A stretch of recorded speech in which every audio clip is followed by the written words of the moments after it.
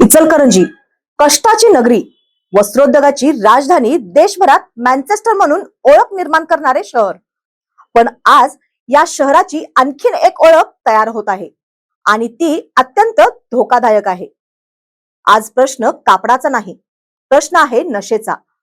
प्रश्न उद्योगाचा नाही, प्रश्न आहे उद्ध्वस्त होत चाललेल्या तरुणाईचा. आणि प्रश्न केवळ पोलिसांच्या कारवाईचा नाही, तर गुन्हेगारांवर निर्माण होणाऱ्या वचकाचा आहे. नमस्कार, मी प्रीती कलडोने. आपण पाहत आहात गुन्हेगारीच्या अंधारात जगातील वास्तव्य उलगडणारा विशेष रिपोर्ट, गुन्हेगारीचा एक्स-रे.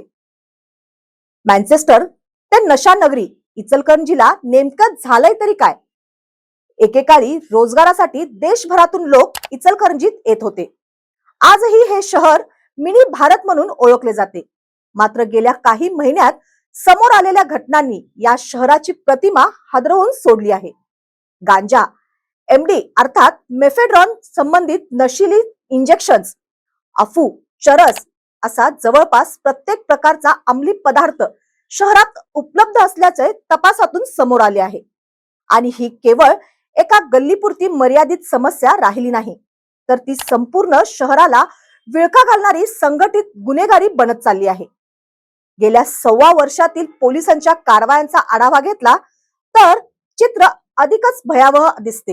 इचलकरंजीच्या गावभाग, शिवाजीनगर आणि शहापूर पोलिसांनी केलेल्या कारवायांचा आढावा घेतला असता शहरातील अंमली पदार्थांचा विस्तार किती भयावह झाला आहे याची प्रचिती येते. या काळात 16 कारवायात तब्बल 23 किलो 287 ग्रॅम गांजा जप्त झाला. 5 कारवायात 270 प्रतिबंधक नशिल्या इंजेक्शनच्या बाटल्या जप्त करण्यात आल्या आणि 2च कारवायात 1 किलो 67 ग्रॅम एमडी ड्रग्स जप्त झाले. एमडी म्हणजे असा अंमली पदार्थ ज्याची किंमत लाखो रुपयात मोजली जाते. म्हणजेच प्रश्न फक्त नशेचा नाही, तर कोट्यवधी रुपयांच्या काळ्या अर्थकारणाचाही आहे.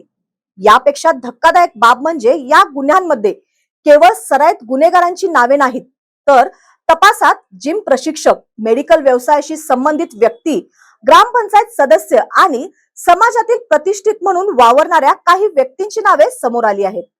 काही प्रकारांचे धागेदोरे तर थेट दिल्लीपर्यंत पोहोचल्याची माहिती तपासातून समोर आली आहे. म्हणजे इचलकरंजी हे केवळ ग्राहकांचे शहर राहिले नाही, तर मोठ्या नेटवर्कचा भाग बनत चालले आहे का, असा प्रश्न नागरिक विचारत आहेत. महापालिका निवडणुकीनंतर स्वतःला व्हाईट कॉलर म्हणून मिरविणाऱ्या काही मंडळींची नावे यापूर्वी बेटिंग सारख्या प्रकरणात चर्चेत आली आहेत.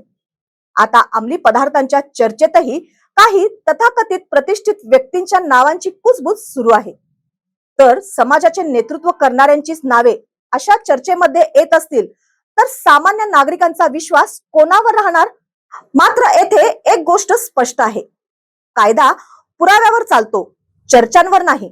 म्हणून अशा प्रत्येक चर्चेचा निपक्ष आणि सखोल तपास होणे तितकेच गरजेचे आहे. आज नशेचा व्यापारही बदलला आहे. पूर्वीसारख्या चौकात चौकात उभारून व्यवहार होत नाहीत. सोशल मीडियावरून ऑर्डर, मोबाईलवर व्यवहार, डिलिव्हरी बॉय मार्फत घरपोच पुरवठा, किराणा दुकानांचा वापर, बॅग दुकानांचा वापर आणि संशयित ठिकाणावरून गुप्त विक्री, हे चित्र अत्यंत धोकादायक आहे. म्हणजे गुन्हेगारांनी तंत्रज्ञानाचा वापर सुरू केला आहे. पण आपण अजूनही जुन्याच पद्धतींशी लढतो आहोत का? पोलिसांनी मिशन झिरो ड्रग्स राबविले, अनेक विशेष मोहिमी घेतल्या, अनेक कारवायाही केल्या. यासाठी पोलीस दलाचे कौतुकही झालेच पाहिजे. पण प्रत्येक कारवाईनंतर काही दिवसात पुन्हा नवीन रॅकेट समोर येते. मग नागरिकांचा प्रश्नही रास्त आहे, मूळ सूत्रधार नेमका कुठे आहे? मोठे पुरवठादार कोण? आर्थिक साखळी कोण चालविते? राज्याबाहेरून माल कोण आणते?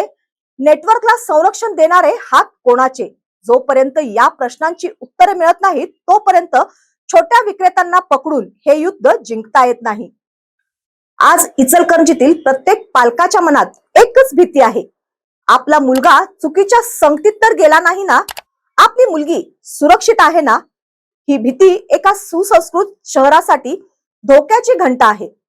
आज गरज आहे ती केवळ कारवायांची नाही, तर गुन्हेगारांच्या मनात कायद्याची भीती निर्माण करण्याची गरज आहे. पोलीस प्रशासनाचा असा दरारा निर्माण झाला पाहिजे की अंमली पदार्थ विकण्याचा विचार करण्यापूर्वीच गुन्हेगार 10 वेळा विचार करतील. कारवाई ही फक्त आकडेवारी वाढविण्यासाठी नसावी, तर गुन्हेगारांची कंबर मोडण्यासाठी असावी. जर गुन्हेगारीवर पोलिसांचा वचक दिसला तर समाजही नक्कीच पोलिसांच्या पाठीशी उभा राहील.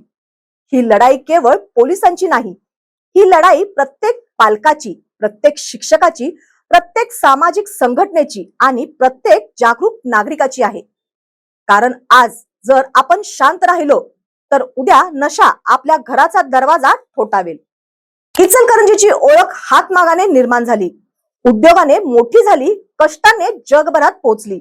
आता हीच ओळख अंमली पदार्थाच्या सावटाखाली झाकून द्यायची की पुन्हा अभिमानाने उभी करायची, हा निर्णय आजच घ्यावा लागेल.